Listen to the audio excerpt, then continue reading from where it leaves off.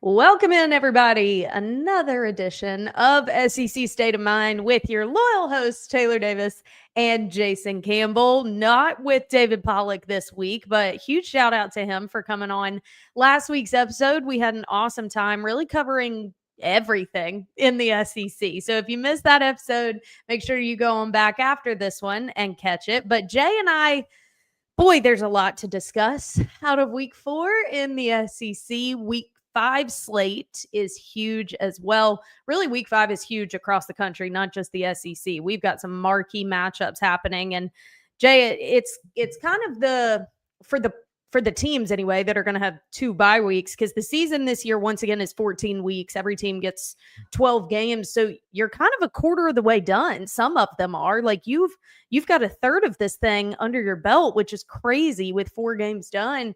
And so you really do start to understand what wins actually were impactful, what losses maybe are a little more understandable. And you're kind of starting to see which teams are starting to put it together now as we head into week 5. And obviously the SEC looks to continue to make statements, and a few were made this past week. And it's going to surprise absolutely no one what we're starting with. Auburn falls to Oklahoma 24-17. And the reason we're starting with this one is obvious, with it being one of the, if not the biggest matchups out of this past weekend. But it brought with it some controversy. And obviously, Jason was our boots on the ground, as he always is. They're in Norman on the call. So I just want to start with that one, Jay, because it's opened up a bigger conversation throughout college football of where the officiating stands at this point, because the teams are getting better and it doesn't necessarily feel like the refs on the field are getting better. Yeah, Taylor, before I jump into that, I would like to say, rest in peace to Rudy Johnson, former running back at Auburn, one of Auburn's greats. He was a signing class of mine in 2000, come out of junior college, Butler, junior college, and had an excellent pro career as well. And, our thoughts was with his family and prayers as well. So Absolutely. Just want to make sure we mention that. Yeah, this weekend, oh my gosh, like being there, the atmosphere was electric. I thought Auburn showed up. I really did. I think they got off the bus ready to play football. Defensively, they brought it in a lot of ways. It's just when you go up 17-16, as a defense, you got to continue to do what you've been doing the entire game. And I felt like, we kind of let them go down the field too easily in that series to go up. But overall, I took away from this ball game is that Auburn is a lot better football team than a lot of people give us credit for. Mm-hmm. And we saw this team go to Baylor and win on the road. So then you saw this team in this game continue to fight and respond even against questionable calls. And, yes, we can blame the refs for, some obvious calls, right? Let's just start with the first one. The game in the first series, and, their receiver catch the ball, and all of a sudden he takes 3 steps, and on the third step, our guy punches the ball. And it's coming loose, and he hits, falls on top of our guy, so the ball falls out. That's a fumble recovery for a touchdown. They stayed in review for a long time. Okay, if you're going to make that an incomplete pass, then you have to go to the fourth quarter on the drive that Oklahoma took to go and take the lead with 4 minutes to go in the game, with the pass in a slot on the seam ball over the shoulder fade. Okay, he catches the ball, takes 3 steps. We punch the ball out. They come back and say it's a complete pass. So if that's a complete pass, then why not the one earlier in the ball game was an incomplete pass? That's what I'm saying. You got to be consistent with your calls. There was none. What drives people crazy is the inconsistency. Now let's get to the obvious call. It's a 3-3 ball game. Their receiver, I think it's Centega. Centega was running off the sideline. He was walking off the sideline. As if he's, going to be replaced. And then all of a sudden he steps back onto the field and they snap the ball. You cannot do that. That has been in the rule books for a long time now. Right. And what I was most disappointed in the most is the fact that in Birmingham, they get a chance to review it as well, and they missed it. So how did they miss it after the refs on the field missed it, and it went to review, and they still gave them the touchdown? Everybody knows that's a 15-yard unsportsmanlike penalty, and touchdown should have been wiped off the board. So Yes. there's a lot of things that went in that game and went against Auburn. And to Auburn's credit, they kept fighting, they kept going into this, but we also missed a lot of opportunities to score touchdowns. Oh, yeah. You know, we missed Cam on the stutter go twice, one in the open field and one in the end zone. That would have been huge plays. And then on the reverse, on the double pass, we overthrew them, which should have been a pass interference, wasn't called. But those passes you've got to hit when they're there. We talked about this before the game started. In order for Auburn to win this game, they got to hit the explosive plays against this style defense when they are there, because they are aggressive. And we dialed them up, but we didn't hit them. And that's the difference between winning and losing on Saturday. Yeah, and obviously there's so much that you can point to. They were saying 10 sacks on the broadcast. That number has actually been adjusted to 9. I don't know who or where they took that away from, but the ESPN box score now shows that Oklahoma had 9 sacks on the day. Regardless, 9 or 10, I don't freaking care. That's way too many. I think Jackson Arnold would agree he held onto the ball a little too long in certain scenarios, especially given the fact that Oklahoma was able to generate pressure the way that they were. Like you said, a couple misses, a missed field goal, a punt fumble that he chose to run and set them up easily for a score. Like, there were so many things that Auburn did to hinder themselves. I never grab the pitchfork and head to the referees to blame, but I have never seen such egregious misses in a game. And there were so many backs back. I mean, I tweeted a picture that went everywhere. A guy literally has Cam Coleman in a hug, an embrace, a beautiful embrace with the ball above his head. And everyone's like, it doesn't matter. You scored on that same drive. That's beside the point. It is a perfect depiction of how insane this game was. The calls. It does matter, Taylor. It's a timing thing, too. That may leave 2 more minutes on the clock. 100%. You wasted 2 more minutes to score.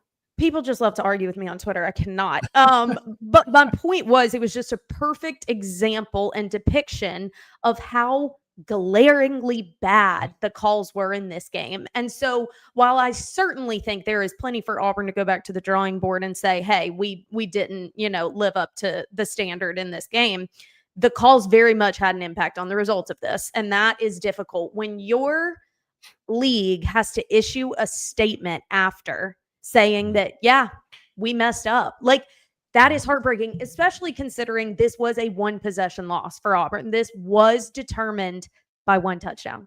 So it is hard not to acknowledge this. And all I have to say is it better be tightened up down the stretch. Like, this kind of officiating cannot be duplicated. That was a terrible, but hats off to Oklahoma. John Mateer is as advertised. The kid is special, and their defense got after it. But that's inexcusable in my opinion. Yeah, and I would say this too. We're living in the playoff world, right? This game could come back to hurt Auburn, whether you get in the playoffs or don't get in, because Auburn showed that they're a better football team overall, because even after all that, on the road in a hostile environment, you still have a chance to win, right? Yeah. If we tighten up on some things, which we got to be more disciplined on the offensive line. You can't have all these false starts and these holding calls. You can't be 2nd and 17, 2nd and 20 against a really good defense. That's anybody. Yeah. So we really got to hold in on that and become more disciplined up front and more physical up front. We didn't get a chance to run the ball like we want to. Jeremiah Cobb has 6 carries. Damari Austin has 7. Yeah. And a lot of reason for that is because you get behind the chains. You're chasing down to get to the back into 2nd and medium, 3rd and medium for a 3rd down conversion. But you can't have all these negative plays on 1st down. So I always say, look, the refs, it is what it is. But what can we do better as a football team? And those are the things we got to get better at. It's X's and O's as far as like being more disciplined and hitting the plays that are there. Right now, we're not the team that can overcome those missed opportunities and still win. Totally agree. And I think it put a lot of teams on notice, because I saw, a multitude of fan bases commenting, commentaries, experts. Like, this has been a hot button topic across all platforms, not just Auburn people this past week. And I think it is a reminder, like your point, there are certain things that are truly out of your control. You hear coaches talk about that all the time. Sometimes it's going to be the officiating. Apparently, you added injury to it. by the penalties and the holding and those kinds of things. You can't overcome beating the refs, your opponent, and yourself. Like, that's just a recipe for disaster. And I think that that's ultimately what ended up happening. And things don't get easier for Auburn. They head to Kyle Field to face Texas A&M, which is going to be a ridiculously challenging game. And A&M, conversely, is coming off a bye week. So they're well rested and feeling healthy. And Auburn just came out of a slugfest in Norman. So we will, of course, give you an in-depth preview for that here in just a little bit. We're going to preview Alabama, Georgia, also a big one, and a couple other matchups in the SEC. We're going to talk SEC Siren, SEC Standout. We've got a lot to cover. But real briefly, what else kind of stood out of week 4? I'll just give you a few quick results. South Carolina lost a close one in Missouri, 29-20. Florida, unfortunately, once again loses. They played Miami 26-7. Things feeling very tense in Gainesville if they weren't already. Just 32 yards of offense and a half. I don't know what you're doing there. 0 of 13 on third down. But also, maybe equally difficult or worse, I'm not sure, depends who you ask. Arkansas falls to Memphis 32-31. At one point, had an 18-point lead and let that one go. Ole Miss handled Tulane, which is a very respectable program, 45-10. I asked you and David Pollock last week, are we not talking about Ole Miss enough? They're the one kind of flying under the radar. And they've got a big one this weekend. So we'll see what we have to say about the Rebs after they face LSU. So just a few of the headlines out of this past weekend. Jay, who's kind of got your attention, be it good or bad? Oh, man. It's hard. Okay.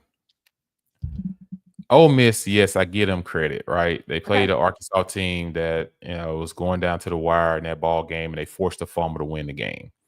But to me, when you look at Arkansas, though, 2 tough losses in a row, not because of what someone else was able to do. You got the ball in your hands to go and win the game.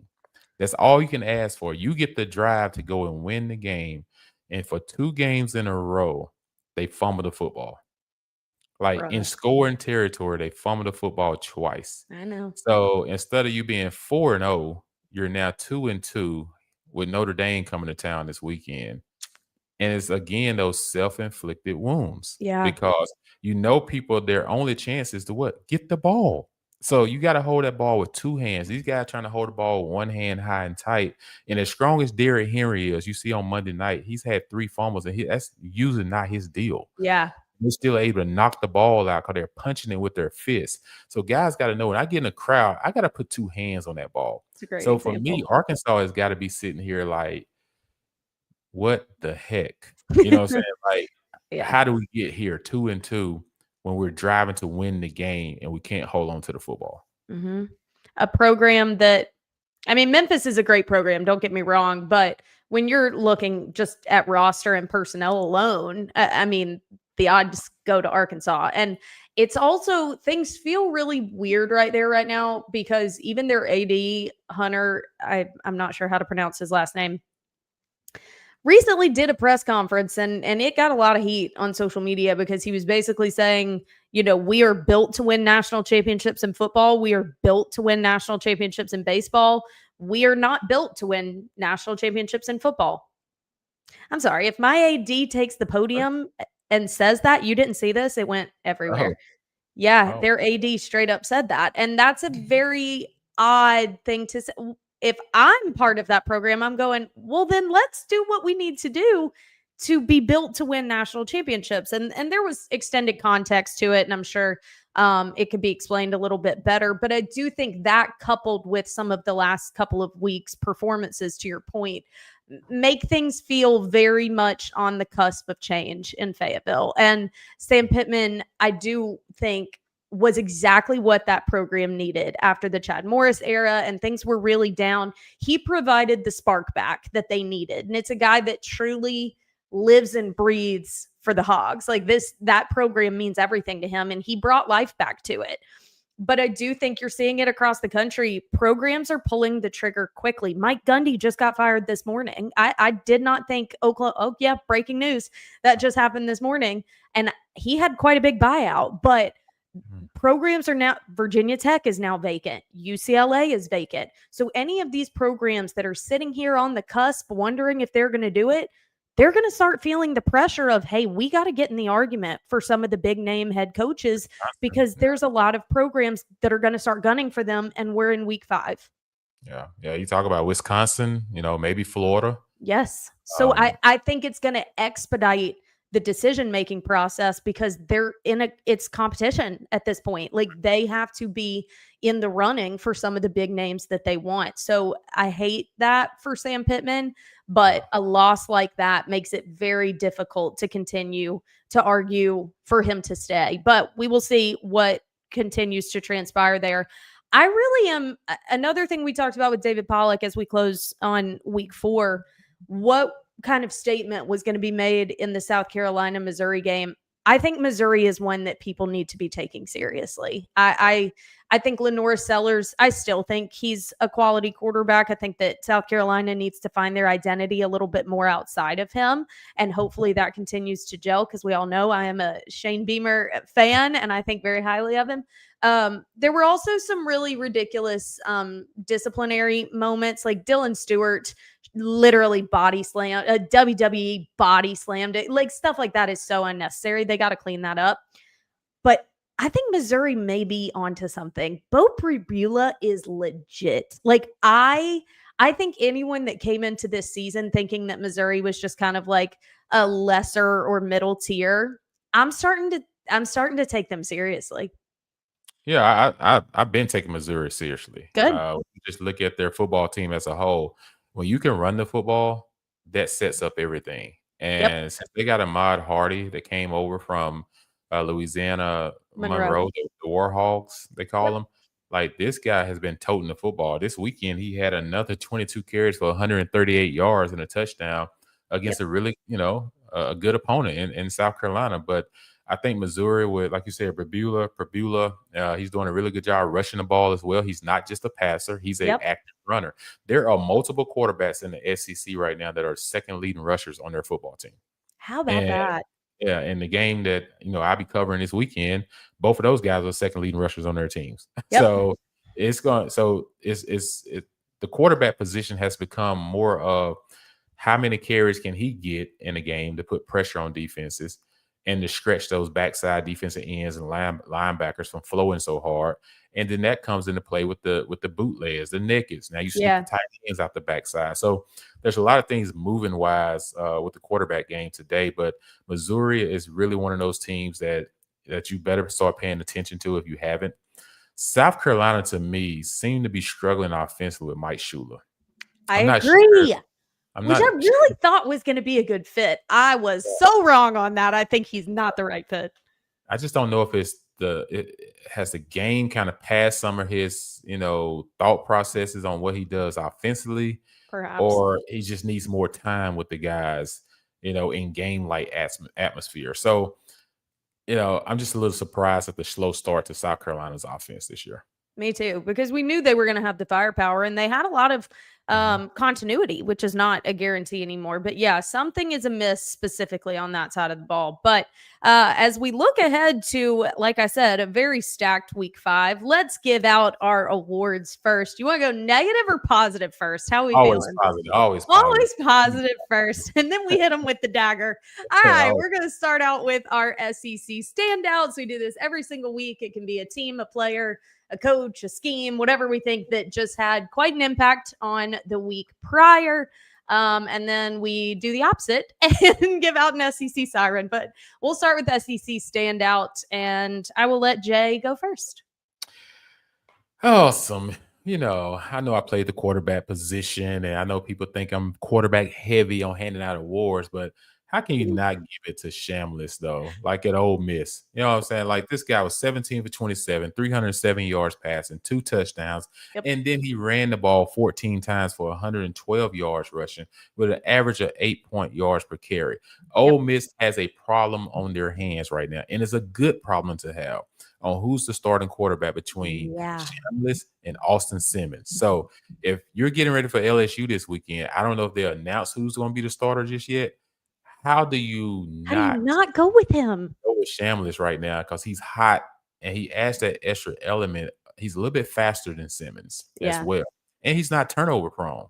Like he protects 0 turnovers. yeah, he 0. protects the football. And that's the biggest thing in all these games is protecting the ball. So I'm gonna have to go with Chambliss right now. I like that a lot. I had him on my list as well, 68% passer at this point. And I think kind of similarly to Bo Pribula, guys that didn't necessarily expect, I talk to these quarterbacks all the time and the backups are like, I've always prepared to be the starter. I get it.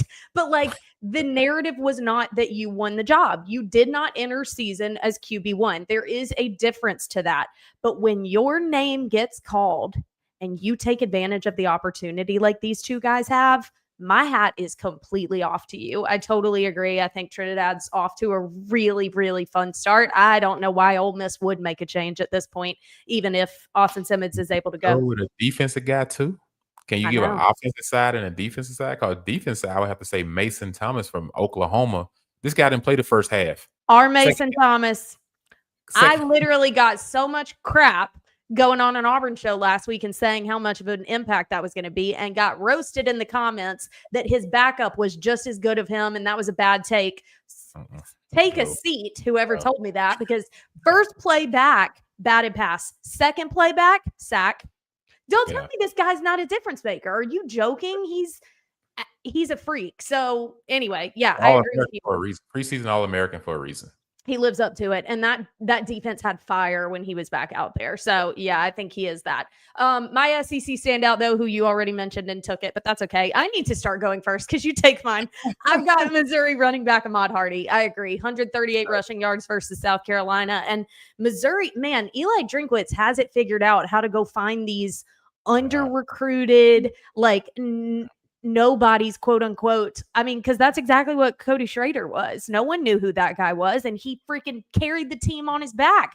Drink's done it again, finding Ahmad Hardy from Louisiana Monroe. He entered the game with South Carolina with 29 forced missed tackles. Like this guy runs with intention, and Missouri is effective as heck in previous years when they've got a guy like that. So him, along with Pribula taking advantage of this opportunity, I'm high on Missouri right now. But Eli reminds me of Bruce Pearl. Oh, you're going to make me cry on the podcast by bringing up Bruce's retirement? I have to mention this. Bruce Pearl goes out and find talent like Ahmad. Yeah, I know he does. Like those type of guys in basketball. So, or he did. There. Well, he did. Past and yeah, talk about it. I'm devastated. Okay, Bruce Pearl's retirement.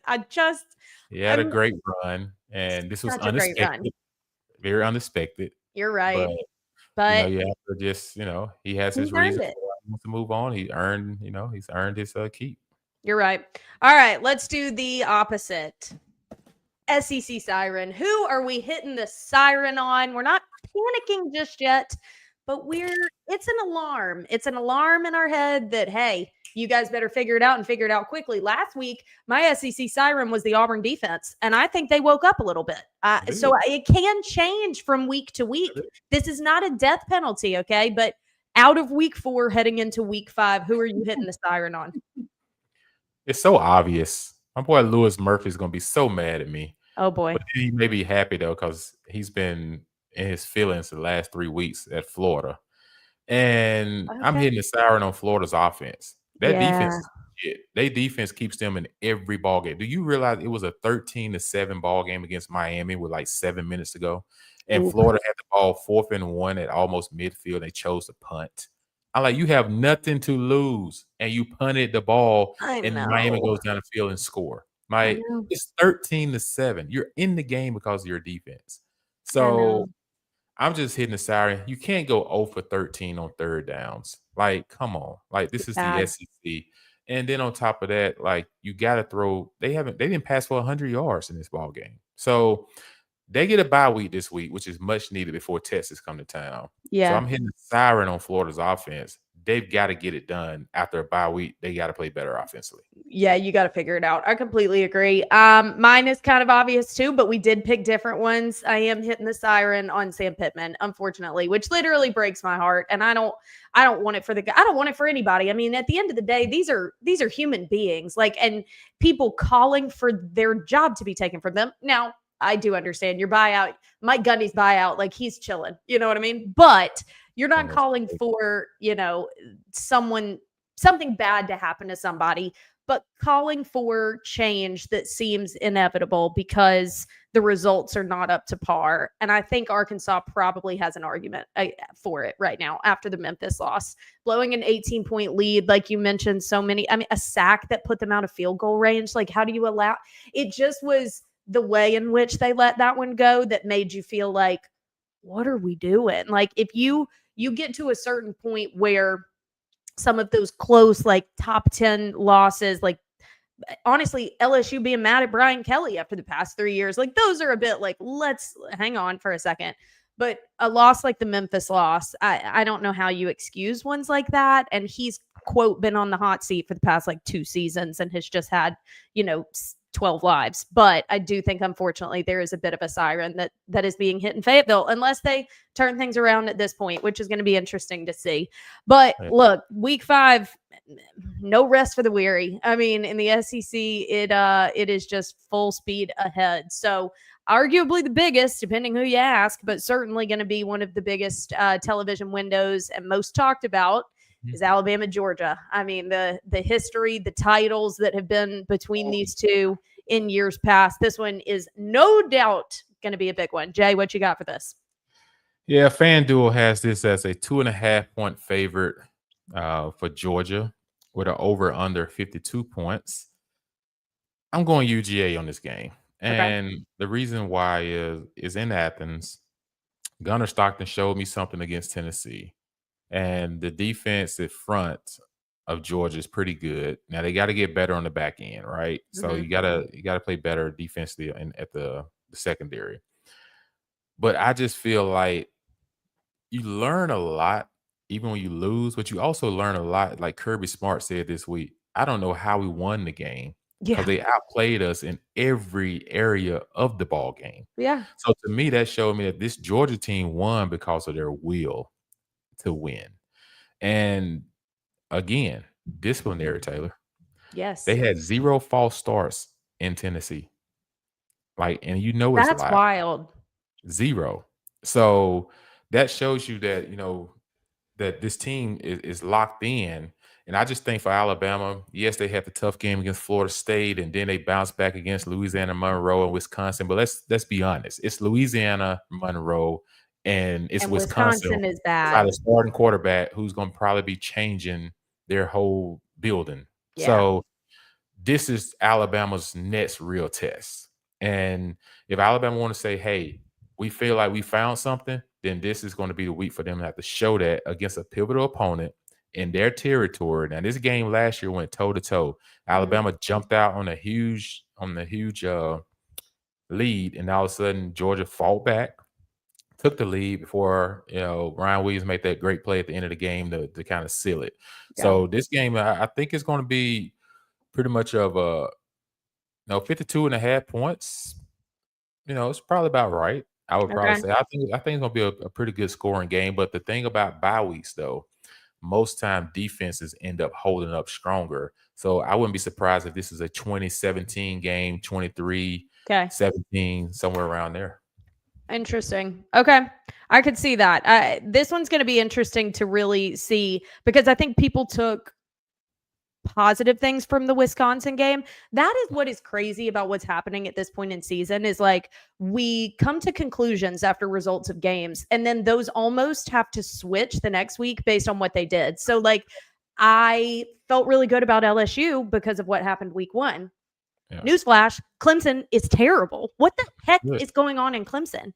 I am so baffled because it's one of the best rosters that Dabo has had there. So what they are putting on the field baffles me. So what do we really know about LSU? They beat Florida. Oh, Florida's not very good. So you have to start like tying it all together and really trying to discern what you know. And so I think while steps forward were taken for Alabama against Wisconsin, that kind of opponent compared to at Georgia, night and day. So we're going to learn a lot about Alabama. I think we know more about Georgia because they've truly been battle tested going into Tennessee, which leads us to Tennessee's matchup for this weekend. Mississippi State goes to town. It's going to be Mississippi State's first conference matchup. They had the great win against Arizona State, which was certainly a sigh of relief for a program that only won 2 games last season, and they have reloaded. Their roster looks so much better. They feel more certain. Blake Shapen is healthy again, but this is going to be their toughest test by far. But it's this is actually in Starkville, excuse me, not in Knoxville, but it is Mississippi State's first SEC game, Tennessee's first road game. So that's where that is. And I think that FanDuel has Tennessee 8.5-point favorite. The over-under is set as 62.5. But weirdly enough, it has been moving steadily. This was at 10.5 on Sunday. We are at Tuesday and it's at 8.5. So there's some intrigue to this one. I think people are really wondering where Mississippi State lines up right now. It's kind of been very lopsided for them because of what happened last year. But I was looking at some of the stats and they're weirdly similar. Now, again, Tennessee played Georgia, so I'll just throw that out there. But Blake Shapen, 882 yards, 7 touchdowns, 2 interceptions. He's got a 66.3 completion percentage. Joey Aguilar has a 66.7 completion percentage. They're actually very close. Now, he has put up a lot more yards, 1,124, 12 interceptions to 3 interceptions. Then you look at the running backs. For Mississippi State, Fluff Bothwell has 271 yards. For Tennessee, Star Thomas has 272 yards. They are different by 1 yard. So I think it's interesting when you look at those, like what the offense has been able to do, what they're leaning on. Obviously, the run game being a huge part of it for Mississippi State. Brennan Thompson is a guy that I really liked covering week 1, the transfer from Oklahoma. I would keep eyes on him. Tennessee has wide receiver Chris Brazzell, who has 426 yards already. So I definitely think that this one favors Tennessee. You feel more confident about what they've been able to put together. And I think Joey Aguilar has a bit more spark to him than Blake Shapen does. But Mississippi State is a very methodical team. Mississippi State could control the clock. The home field advantage is way better than it was last year. So I don't think this one is at all going to be a blowout, but I do feel confident in taking Tennessee in this one. Whoa, whoa, whoa, whoa. Not so fast, my friend. Not so fast, as they say. Shout out to Lee Corso. Seriously. I would say this. Mississippi State is a team that they better not be sleeping on when it comes to Saturday, because this is not the same Mississippi State team as it was a year ago, right? Yeah. So now they had a whole off season rebuild. Everything's not happening so fast. Not hiring a guy while he's trying to recruit and get to know his own teammates. He's had a full year now to sit there and dissect everything. How do they get better? And yes, you look at the schedule. Yes, they play Southern Miss. Southern Miss is not a bad football team. You know, they went to Southern Miss. They played a good group of 5 team on the road. Then, you beat Arizona State, who just beat Baylor in Baylor and in a shootout. It came down to a field goal at the end. Man, so Baylor they've been brought down to the wire in like all of their games. All right, so Baylor's like, they're a good football team. Mm-hmm. And that's why I feel confident about Auburn because of that. Now, I say this. If Mississippi State want to show that everybody in the SEC that we're not the last team that you picked to finish in the SEC preseason, like a lot of people did, this is the game you got to get. And the reason I say that is Tennessee beat the UAB team last week, right? It's the put the Band-Aid over the wound that was still kind of hurting from the week before, right? So, but this week, it's still a different animal. Like, you're going on the road. Cowbell's going to be ringing. Smoke is going to be in the air from sausage and hot dogs. Thank you for clarifying that. I was like, what are you talking about? Yeah. What they do in Starkville? We talking about barbecue smoke, people. Just need to clarify that. Thank you. Smoke-free station here. We're not talking about cigarettes and all that extra stuff that goes on outside. This ain't Colorado. Yeah, we're talking about barbecue smoke gonna be in the air, and it's a 4:00 game, right? So I wish it was a night game Yeah, I know. because I think it gets a little rowdy in Starkville at night. They call it Yeah. Stark Vegas for a reason. Yeah. But You wanna pick State so bad, don't you? I want to pick the upset so I bad, know you do. but I think Tennessee wins it by 3. I think it's gonna be a close game too. I think Tennessee's a little more established in who they are, especially when it comes to being battled. Because that Georgia game, that was a different level of physicality. That was a ping pong match back and forth. Like Mississippi State had a tough one against Arizona State, but this is another level of physicality. This is gonna be another level of like the SEC element. I think it's for this to be their first conference game. It's a really tough one to go up against. But I agree with you. I think this is actually going to be a sneaky good game. Not so sneaky, but definitely going to be a good game. Auburn versus Texas A&M. Hit us with the news, Jay. Yeah, FanDuel has Texas A&M at 6.5-point favorites. Blah blah blah. With 51.5 over under. So, another tough road test for Auburn, but I like it, and I'm gonna tell you why. You go to Oklahoma last week, and you know that's a team you could have beat based off just playing the game. Yeah. That we have talent. You know what I'm saying? Auburn has talent. And at the end of the day, it's about being disciplinary. You get another opportunity in a hostile environment to be disciplinary, but to respond. Like, Yeah. you get a chance to respond against a top 10 opponent. You win this game before your bye week. You get a chance to be 4-1 at your bye week before Georgia comes to town, and you're back highly ranked again, which I still don't think you should have fell out the AP poll in the first place. But Mm-hmm. that's another story. Now, different animal. Marcel Reed, right now on the season, is their second leading rusher on the football team, but he's also has thrown for over 800 yards passing, and I think he has, I believe it was 9 touchdowns to 1 interception so far this year. So he's protecting the football. He's very elusive. You saw the Notre Dame game, Yeah. how he brought them back on 4th down, this escape the pocket and to get the tight end to body up the receiver, the defensive back, and throw him Yeah. a ball that's very catchable to win the game in Notre Dame. That has to be a huge momentum and confidence builder for him and that staff when you talk about Coach Elko and what they're trying to do, Yeah. right? So they have some guys up front. On defense, you got to be able to, on defense, you got to contain Marcel Reed. That's the first thing. But they got 3 receivers that's really good. Yeah, they do. And when you talk about, Craver, Gill Jr., Harrison Wallace, all these guys have a Concepcion. 443 yards. The other two have over 300 apiece. So you're talking about guys that they spread the ball around really, really well. Now they like to run the football. Le'Veon Moss hadn't had a breakout year so far.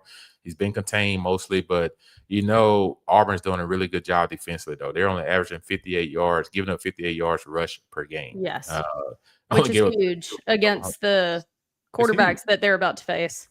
Yeah, it's huge. So, and their defense only gives us Texas A&M defense only gives up 17% on 3rd downs. Mm-hmm. So Auburn's got to make sure that they don't start behind the sticks in this game and they get to 3rd and short and manageable situations because you don't want to be stuck against a defense like this. I agree. I think that the element of being at Kyle Field after they've been on a bye can't be overstated. Like I think that's such a prominent piece of this. But again, what happened in Norman is going to do one of two things to this Auburn team. It's going to make you feel like, oh, like we're the victim and you play like it, or it pisses you off and you want to go and show people what you're actually capable of. My hope is that it's the latter, because as irritating as it was to watch it, I can only imagine how it felt to live it. So I hope that they play with that chip on their shoulder. Not that we're a biased podcast here. I hope that Texas A&M plays well too. I also think that an interesting element that you were pointing out, Mike Elko is a defensive guy. That is his bread and butter. I was fortunate enough to cover him when he was at Duke, and I think so highly of him. But seeing what Oklahoma's defense was able to do against Auburn, specifically against the front and the different pressures they brought, that Jackson was wanting to hang on to it and stay in the pocket a little bit longer. He wasn't trying to take the check down, which maybe he's going to change that this week. I kind of hope he does. But I think that Elko's going to dial up some stuff that maybe A&M hadn't put out there before. So Auburn's offense has to take a step forward. This is not a defense that you get a break with. This is one that is probably going to take a lot of what Oklahoma found success in and try and do it themselves because they've got the personnel and the coaching to do it. So this one's going to be really, really tough for Auburn, but it does feel like they need to get it if Auburn's going to go on to have the season. But conversely, I mean, A&M's sitting here feeling like they could have a shot at the playoff, and a win at home against Auburn is another feather in their cap. So they're going to play lights out as well. So this one's going to be incredibly tough. This one's interesting too. You remember last year how this game went 4 overtimes? Yeah. I'm still sweating from it. Yeah, 4 overtimes. So, that was a night game. This is going to be a day game. It's going to be a little hot in Texas, but this is a great matchup for both teams because in order to get respect, Taylor, you got to earn it. And how you go and earn it, if you're Auburn, you got to go and take one on the road because it doesn't get easier. You got Georgia, Missouri after that. So it doesn't get easier. So every week is like a slugfest. And if you're A&M, this is your chance to try to make a statement, right? That, hey, the game against Notre Dame wasn't, a fluky win at the end. Yeah. So it's great headlines in this ball game, but I always like to see how do teams respond to adversity and how teams respond to success because both teams come into this game from opposite ends of the spectrum. That's a very good point. Very good point. Well, the last one we're going to preview is always a fun one, weirdly enough. And there's even some off the field elements that are making this one a little more fun. Didn't see that coming either. Ole Miss and LSU. This matchup is always has the fireworks to it. And this is a bit of a rivalry, which unfortunately, a lot of the rivalries that we've known in the conference are not going to be guarantees. We had the permanent opponents release this past weekend. If we had a little more time, we'd dive into that. But this one's always had great history. And the odds are leaning toward Ole Miss right now, which I think is so compelling because I think people really are starting to go, wait a minute, like we perhaps were overlooking Ole Miss when we shouldn't have been. I did look it up while we were sitting here, seeing if there has been any breaking news about the quarterback, and there isn't. Lane Kiffin is saying he's going to continue to evaluate. Austin Simmons is healing. He's dealing with a lower leg injury, but Trinidad Chambliss has played well for you. So this is going to be a really tough situation. If I had to guess right now, I would say they're sticking with Chambliss, but what the heck do I know? It's definitely a storyline that people will continue to follow. But LSU comes into this one 4-0. They've defeated Clemson and Florida, however you weigh those, have at it. Ole Miss has 2 SEC wins, though, compared to LSU's 1 over Kentucky and Arkansas. But there again, like, what do you have in Kentucky and Arkansas? And then comfortably defeated Tulane last week, 45-10 with backup quarterback Trinidad Chambliss. FanDuel lists the total at 55.5. Ole Miss with the favorite right now. So I think that what this one's going to come down to, also an interesting element that I did want to point out, running back Caden Durham is listed as day-to-day right now, and he's a guy that's been huge for that LSU offense. Brian Kelly made a statement this week that he's optimistic about his availability. They also have guys like Juwan Johnson, Caleb Jackson, Harlem Berry, so they do have depth at running back, but Caden has really been making them go. So if he's at all limited, that's something that Ole Miss definitely taps into.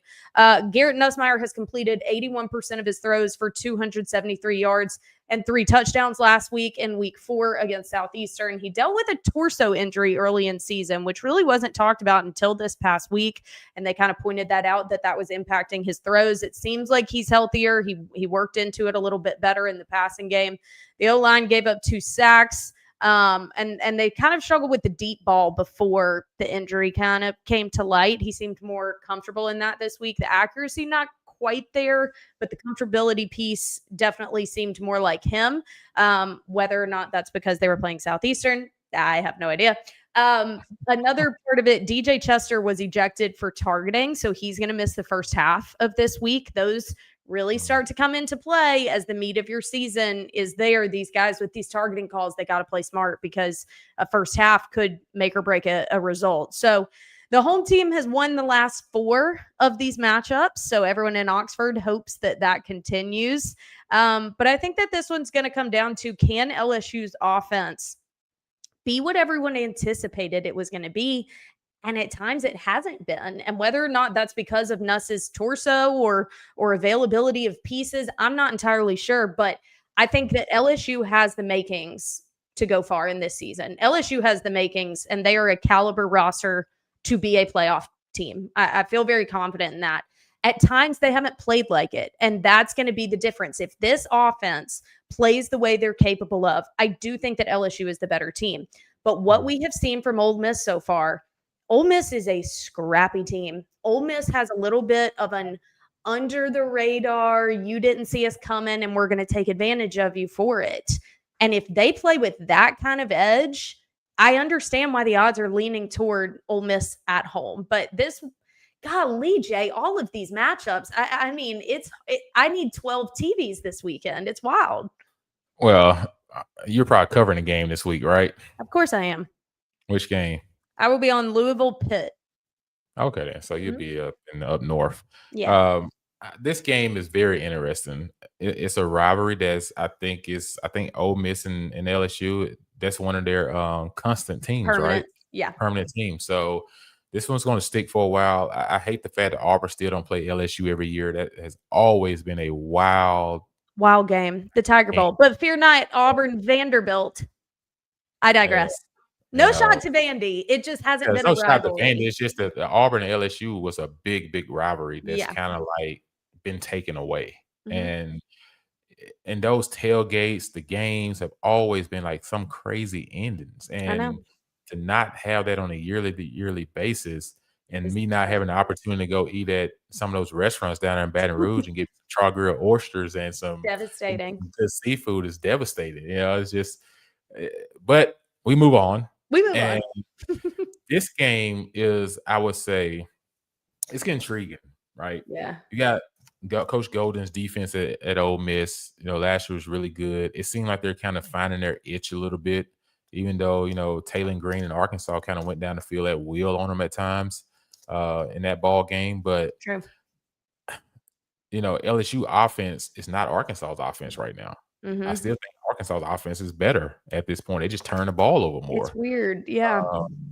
I just feel like in this ball game, LSU defense is getting a lot of hype right now, right? Defense wins championships. Defense keeps you in it. All those things. I agree. They are playing really good defense, but this is their biggest challenge yet. I know everyone's talking about Clemson the first game. I think you're finding more about Clemson. I think LSU kind of broke Clemson's wheel, if you know what I mean. I think they broke Clemson. Yeah. I think they came into the season feeling like everyone had them penciled as going to be national champs and playing in the national championship game. And I think once LSU won that game, it's almost like they was reeling when they went into Georgia Tech still from that. Yeah. And Georgia Tech beats them. Now they're really reeling. So it's hard to know what, and the story of my thing is, I don't really know a whole lot about LSU for real. Because they played a Florida game, which rivalry games people don't understand. When you have these big rival games in the SEC, you can throw the schedules out the window. Yeah. Like the records out the window. Like people don't come to play. So Florida goes down there and Florida basically gives LSU 10 points. It was a 10-10 ball game before the pick six, that Lagway threw. So, but Florida was also right there with toe-to-toe with the top 5 team in Miami, 13-7 6 years ago in Miami. So it's not a lack of talent on Florida's side. It's a lack of offense. And that's where I'm getting to is Ole Miss has offense. Yeah. So if you're LSU, if you're going to go to Ole Miss and get a win this week in Oxford, you better hold Ole Miss under 28. If you don't hold Ole Miss under 28, I don't see LSU winning that football game if that's not the case. Because I know you got a really good defense, but you have struggled offensively mighty up to this point. And you're going to be challenged. And I know Lane Kiffin's like, every time we go to LSU is a night game. But every time they come here, they always want to put it as a day game. Why can't we get the same respect? We want a night game. So there's been a lot of fuss about that. And I kind of agree with that statement. Like, give us the opportunity to have a night game as well. Why it always got to be a day game for us when we play them a night down there? And you know how Baton Rouge get at nighttime. Exactly. Then give the next time we go to Baton Rouge, I want a day game. Like, stop giving them one or the other needs to change to even it out a little bit. Yeah, so it has to be some. I agree with Lane on that one, but you also see a team of Ole Miss that follows the leadership of their head coach. Lane's kind of one of those guys that people kind of underestimate him a little bit, and then he went through a whole life change where now he's kind of gotten his family back. He's headed in the right direction, and you see things kind of happening for him. It's kind of like this team; they have no quit in them. Yeah, and they seen their head coach go through this whole life change of losing his family to regaining his family. And and they kind of seeing him walk what he says now. So it's Yeah. almost like the kids are buying in a little bit more to who Lane is. And this game is going to be interesting, and I just think Ole Miss going to find a way to pull it out.